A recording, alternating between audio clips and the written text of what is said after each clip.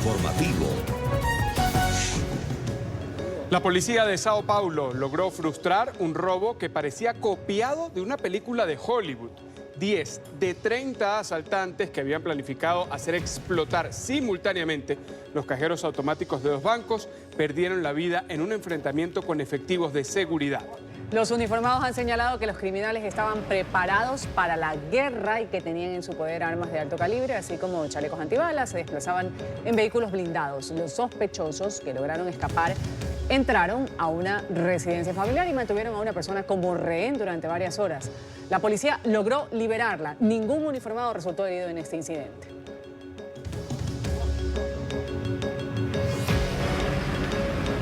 Así iniciamos el informativo de NTN 24, el canal de las Américas. Ruth del Salto, Carlos Figueroa, junto a ustedes. Hola, Ruth. ¿Qué tal, Carlos? Un buen jueves para ti y para todos nuestros fieles televidentes. Aquí estamos en el canal de las Américas con el repaso internacional. Con carácter de urgencia, la ONG Human Rights Watch le pide a Naciones Unidas que eleve la crisis humanitaria en Venezuela a una emergencia compleja. Esta medida al interior del organismo obligaría el ingreso de la ayuda humanitaria a territorio venezolano. La petición se realizó hoy en Washington. NTN 24 está en el lugar de la noticia con Emiliana Molina. Emiliana, muy buenas tardes. Así es, ¿qué tal? Muy buenas tardes para ambos. Pues precisamente el día de hoy en una rueda de prensa, Human Rights Watch le pide a la Organización de Naciones Unidas que eleve la crisis humanitaria, económica y social que se vive en Venezuela a una emergencia humanitaria compleja. ¿Por qué es esto importante? Bueno, porque este es un lenguaje específico en la Organización de Naciones Unidas que permitiría no solo el ingreso de la ayuda humanitaria a Venezuela, sino que permitiría analizar y planificar el ingreso de ayuda humanitaria a gran escala a este país. El día de hoy, José Miguel Vivanco, director de las Américas para Human Rights Watch, fue bastante crítico con Antonio Guterres, el secretario general de la Organización de Naciones Unidas, asegurando que Guterres ha estado prácticamente ausente en esta crisis humanitaria. Hasta ahora, el secretario general de las Naciones Unidas, Antonio Guterres, ha estado virtualmente ausente de la crisis, de la situación, de las terribles condiciones en que se encuentra el pueblo de Venezuela desde el punto de vista humanitario y desde el punto de vista de los derechos humanos. Aparentemente él prefiere utilizar lo que se llama en diplomacia la diplomacia silenciosa para abordar la situación de Venezuela. De cualquier manera, esos esfuerzos no han arrojado el más mínimo resultado. Su impacto ha sido nulo en la situación de Venezuela. Por ello creemos que es esencial, es fundamental que el secretario general de Naciones Unidas, Antonio Guterres, eleve la situación de Venezuela al nivel que corresponde a las circunstancias que corresponden de acuerdo a los resultados de este estudio que nos ha tomado un año. Bueno, algunas de las cifras son hasta el 2016, antes de los problemas más importantes que ha sufrido Venezuela en términos de la economía. Y eso me preocupa. La otra cosa es que a pesar de que entrevistamos a gente en la frontera y a doctores, lo que escuchamos de los doctores de Venezuela es que hay una supresión de datos importante. Y segundo, que la gente que estaba cruzando la frontera, que muchos estaban muy enfermos, igual es el tipo de persona que pudo cruzar la frontera, que caminaron 200 kilómetros para llegar ahí. Entonces sabemos cuando hacemos un análisis en la frontera que solo estamos viendo un pedacito de la situación y que la situación probablemente es mucho más seria, especialmente para la gente que es más vulnerable. Vivanco reitera la urgencia y presiona nuevamente a Guterres para que eleve esta crisis a los niveles correspondientes que está afectando a los más vulnerables, los niños, los adultos y los más pobres. Y que, como veíamos que mencionaba la doctora, pues estas cifras de este estudio que ha tardado al menos un año son correspondientes al 2016. Así que este estudio, debido a la represión de parte del gobierno en disputa de Nicolás Maduro, ni siquiera refleja la crisis actual que se vive en el país. Luis Almagro, secretario general de la Organización de Estados Americanos, se ha sumado a esta petición de parte de Human Rights Watch. Nos sumamos al llamado de Human Rights Watch. La crisis humanitaria y el dolor causado por la dictadura usurpadora de Venezuela hace necesario dejar abierta la implementación de todos los mecanismos de respuesta del sistema de Naciones Unidas. Vivanco finalizó la rueda de prensa del día de hoy asegurando que sin esta declaración urgente de Antonio Guterres es casi imposible abordar la crisis humanitaria en Venezuela y llevarles las ayudas necesarias al pueblo venezolano. Esta es toda la información que tenemos en directo desde Human Rights Watch. Emiliana Molina, regreso al Centro Internacional de Noticias con ustedes. Gracias, Emiliana, por ese reporte. Y son miles las familias en Venezuela que en su intento por sobrevivir se ven obligadas a cruzar a ese territorio colombiano para conseguir víveres o medicinas. Lo hacen además poniendo en riesgo sus vidas y las de sus seres queridos. NTN 24 ha estado y sigue en la frontera colombo-venezolana. Allí son desgarradoras las historias de quienes tienen que cruzar el río Táchira, el que separa ambos países. Allí está nuestro enviado especial Carlos Arturo Albino y nos tiene el reporte. Carlos, buenas tardes. Carlos Alberto, Ruth, buenas tardes. 30 grados centígrados, 12 y 9 minutos del mediodía en territorio colombiano. Miren, estamos en el río Táchira. Los venezolanos lo que han hecho es crear unos pasadizos, en este caso, miren, firmes. Incluso la crisis ha hecho que sean ingenieros para poder hacer este tipo de pasadizos improvisados hacia el otro lado para que las personas no se puedan mojar. Miren, en las últimas horas cruzó una religiosa que tampoco la dejaron pasar por el puente internacional Simón Bolívar. Otra señora que llegó bastante agotada debido a las largas caminatas que se debe someter para buscar comida y alimentos. ¿Qué fue lo que pasó? ¿Qué ha ocurrido este jueves acá en la zona fronteriza entre Colombia y Venezuela? En el siguiente informe les contamos. Por las inhóspitas trochas ha pasado mucha gente, entre ellas una religiosa, que también se vio obligada a caminar varios kilómetros por el río. Me da mucha tristeza porque yo fui al África y no tuve la oportunidad en África de vivir lo que estoy viviendo en Venezuela. Gracias. En medio de nuestra entrevista vemos a una mujer que viene cansada por la caminata. Mi señora, ¿qué pasó? No, muy cansada, señora. Sufro el corazón y no me dejaron pasar ni siquiera por aquel lado porque no cargaba. Ana viene agotada. La Policía Nacional le da agua para que se refresque. ¿Qué hace acá en Colombia? ¿Por qué cruza hoy las trochas? ¿Se ve obligada a cruzar las trochas? Porque no hay nada que comer, no hay nada de medicamento. Le cuesta hablar. También está llena de dolor por la situación de su país. ¿Cuántas trochas, cuántos ríos tuvo que haber cruzado para llegar acá? 3. Ya recuperada, esta mujer venezolana nos enseña los rosarios que ha hecho para vender en Cúcuta y obtener algo de dinero para comprar comida. Confiar en Dios, que es el único que nos puede ayudar todo este tiempo con todo esto que está pasando. Son centenares de venezolanos que diariamente arriesgan sus vidas en estas trochas con un solo objetivo: sobrevivir. Ellos se han convertido en caminantes, aunque no se van de su país, pero por la falta de transporte, la falta de accesibilidad por el puente internacional Simón Bolívar, lo que hacen es caminar para buscar los servicios y los productos básicos para mantenerse en su país. Ellos vienen, compran y se regresan nuevamente a Venezuela, a donde tienen familia y a los que regresan por ellos para poder seguir sobreviviendo. En la información que tenemos nosotros del norte de Santander, Henry Cifuentes, Carlos García, Carlos Arturo Albino, NTN 24. Carlos, gracias por tu reporte.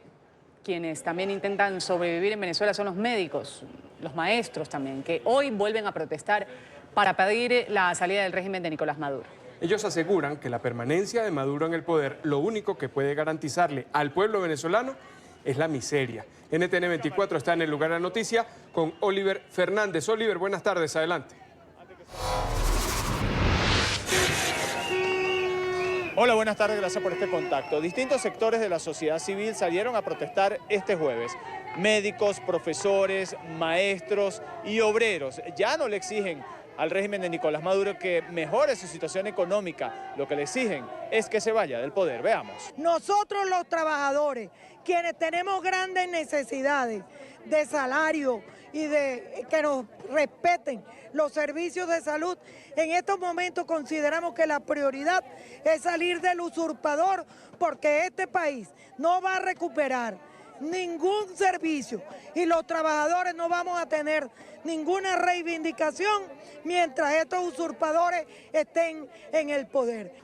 Maestros que aseguran que el hambre se ha apoderado de las escuelas venezolanas. Veamos. Niños desmayados, sin zapatos, sin comida. Te dicen, profe, profe, llévenos para su casa a vivir con ustedes. Eso lo dicen. No tenemos comida, o sea, de verdad es fuerte. Mira, me quedaste la voz. Pero esos chamos pequeños tú los ves en la calle, recogiendo y comiendo de la basura. Y son los estudiantes que van a las escuelas. De verdad que me hiciste una pregunta que me ponchaste. Niños que tienen 12 años, que tienen que trabajar para poder ayudar a criar al resto de sus hermanos. Padres que vienen a decirnos que si no nos sobra a nosotros comida para poder alimentar a esos muchachos. Tener que inventarnos cuadernos para que los muchachos puedan tener con qué escribir porque sus padres no se los pueden dar. Ver cómo un niño sale del liceo y se quita la camisa del uniforme para dársela al hermanito porque no tienen para comprar 2 camisas para el uniforme. Los servicios públicos como agua y luz son intermitentes en la capital venezolana, así como en el resto del país. Tuvimos la oportunidad de acercarnos hasta las orillas del río Guaire, personas que incluso se bañan en esta agua sucia y tratan de cubrir sus necesidades más básicas. Allí pudimos conversar con algunas de estas personas. Veamos sus testimonios. Bueno, no hay agua en ningún lado. El país está en quiebra. ¿Qué piensas tú del país, tú como joven?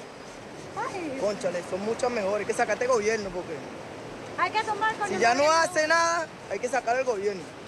Porque imagínate, mira, uno está lavando aquí a mano en un chorro en el Guaire, como pueden ver. En el río Guaire. Como venezolano me siento muy triste porque es la primera vez que yo veo esta vaina. En mis 22 años que tengo. El hambre. Chamo, si tú para comprar una cosa todo se dispara. Tú vas hoy, vale 3.000 bolos, tú vas mañana y vale 6.000. Se dispara todo lo con eso tampoco podemos. Entonces, ¿qué queremos? Porque no los venezolanos nos estamos yendo fuera del país por esta situación como estamos. Profesionales como médicos, ingenieros, maestros, profesores, también los obreros están dispuestos a seguir en las calles hasta lograr la salida de Nicolás Maduro. Es la información que manejamos desde Caracas. Continúen con más en nuestro Centro Internacional de Noticias. Qué buen reporte. Gracias a Oliver. Impactantes testimonios desde Venezuela.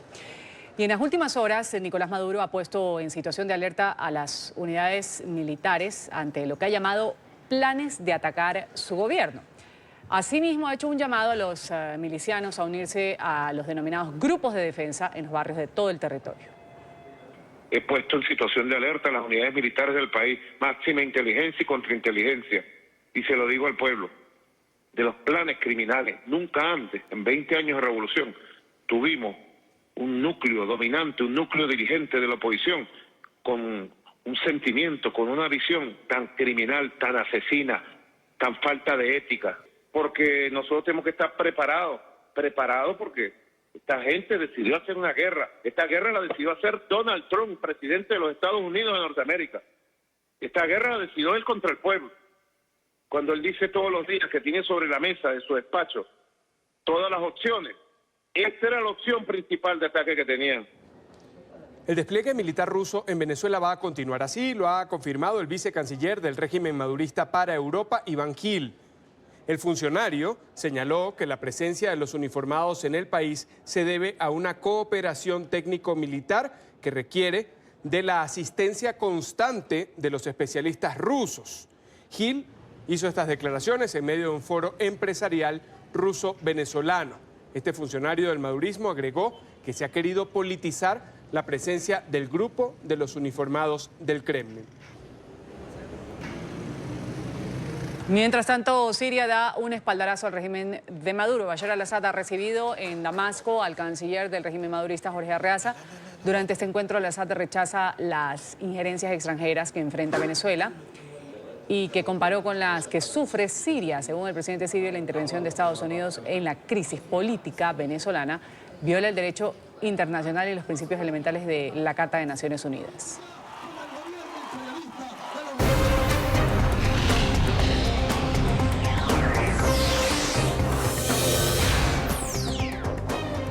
Un fallo en el software del sistema de control del vuelo del Boeing 737 MAX 8 ocasionó la caída del avión de Ethiopian Airlines que se estrelló el 10 de marzo pasado en Etiopía.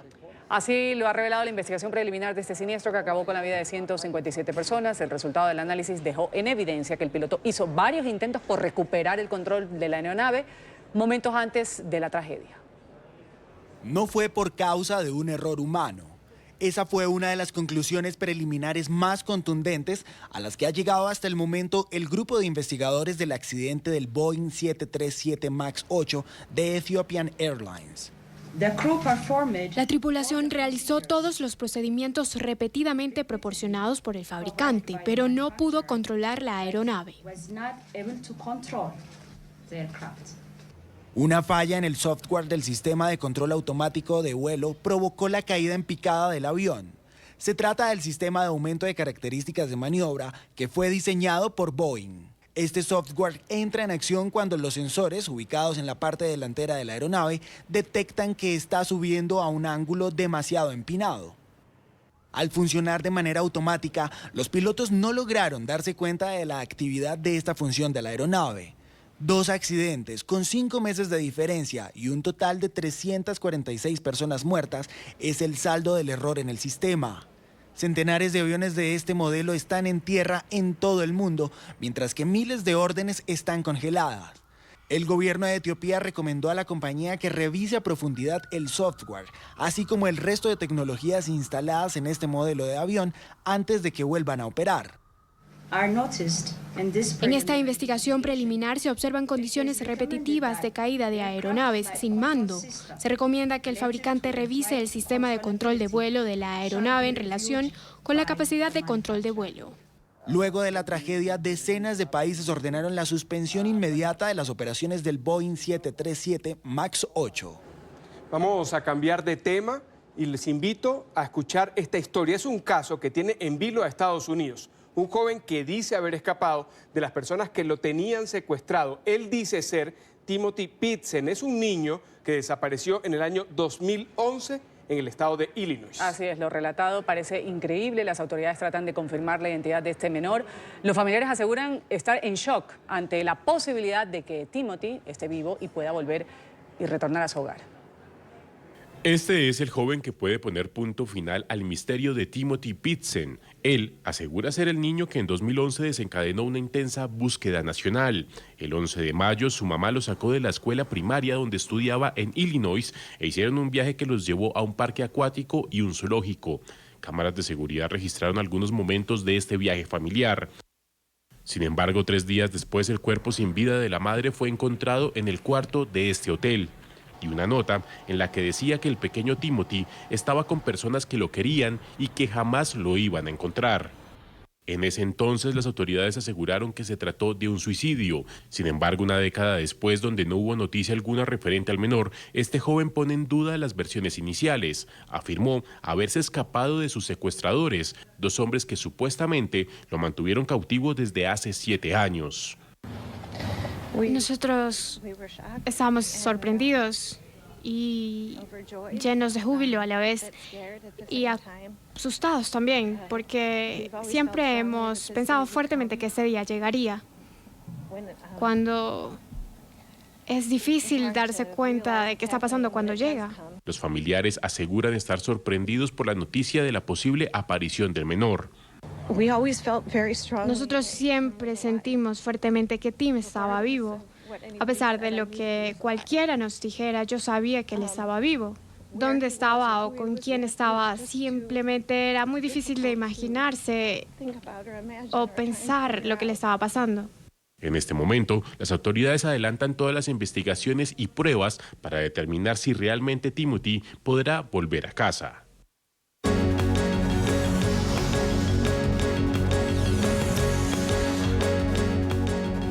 El presidente de los Estados Unidos, Donald Trump, acaba de darle 1 año a México para detener el flujo de drogas que entra a los Estados Unidos. Durante un acto en la Casa Blanca en Washington, el mandatario dijo que si México no lo hace, va a imponer aranceles a los automóviles y otros bienes y además va a cerrar la zona limítrofe. Lo había dicho desde el fin de semana, le había dado un plazo de una semana. Ahora dice el presidente de Estados Unidos que serán 12 meses de evaluación de esta situación y está previsto y se da esto en el marco de una visita que mañana va a realizar el presidente de los Estados Unidos a la zona de frontera. Espere la ampliación de esta noticia en desarrollo en nuestros próximos espacios informativos.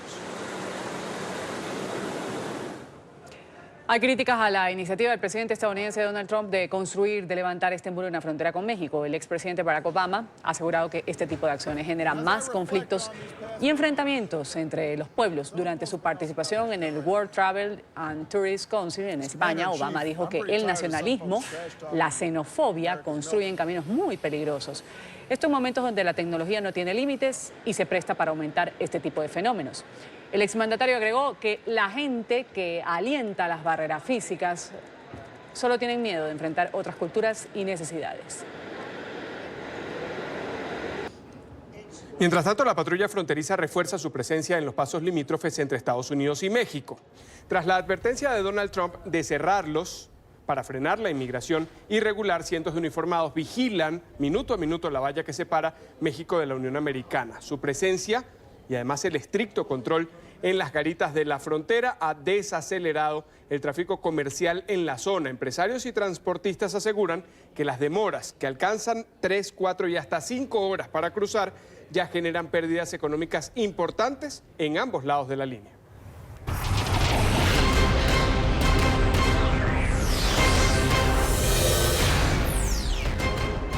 El régimen de Ortega y la alianza opositora de Nicaragua han culminado la negociación para superar la crisis que estalló hace ya casi un año, sin alcanzar acuerdos sobre los temas de justicia y democratización. Durante la última sesión de trabajo, las partes han discutido las propuestas sobre los temas de verdad y justicia, reparación y no repetición, y fortalecer la democracia y la institucionalidad, pero no han alcanzado consenso. El régimen de Ortega ha descartado la posibilidad de adelantar elecciones para este año.